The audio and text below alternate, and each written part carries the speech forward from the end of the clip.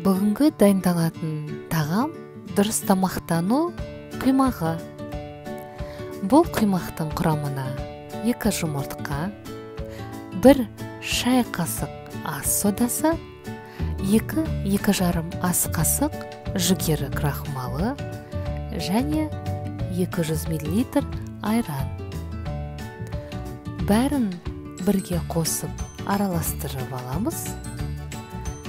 Табан астын баяу отқа қойып, үстін майлап, кәдімгі құймақ пісіргендей пісіресіздер. Бұл құймақтың ерекшелігі басқа құймақтарға қарағанда құрамына ұн, тұз, қант қосылмайды. Бұл қоспадан менен 6 штук құймақ шықты.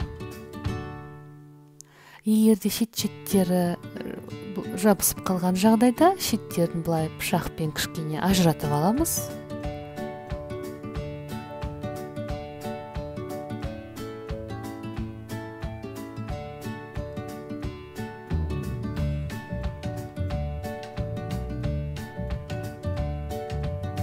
Асты пісіп болғаннан кейін екінші жағын пісіруге төңкеріп қоямыз. Міне соңғы құймақ менен жасап жатқаным.